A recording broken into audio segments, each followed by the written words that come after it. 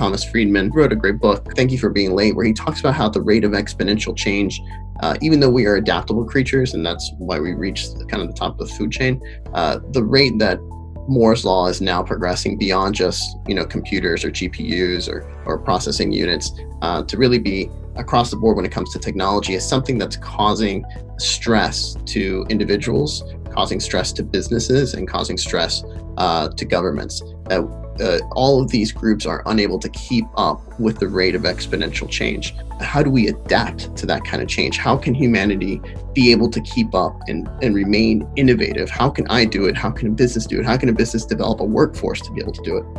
And I use Leonardo DaVinci as kind of the avatar of how you do that, of innovation. How do you remain malleable in today's age to keep up with this rate of change? And Leonardo was, in my opinion, kind of the first initial gig economist. If you ask any general population, who was Leonardo? What did he do? The layperson may typically say, oh, well, he's an artist. But, if you go a little bit beyond that, so there's some people who would tell you, oh, well, he was an engineer, or he was an inventor, or he was an architect.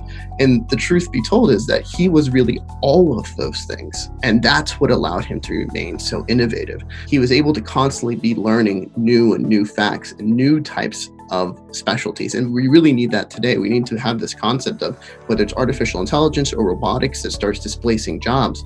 We don't have to worry about the displacement as much if we don't view ourselves, oh, well, I got a bachelor's degree in X, Y, or Z, or a PhD in X, Y, or Z, and saying, no, that might be the first thing I learn, but knowing that I will have to be constantly relearning and constantly readjusting my skill sets because of how the exponential change in technology. If we take that lesson of constantly being able to reset yourself and redefine yourself, regardless of what age you're in, regardless if you're 22, 42, 82, if you're constantly looking at yourself as I will always be learning and always be progressing, then we will be able to manage both as an individual and as a society and as a business, the rate of exponential change that we're seeing in technology today.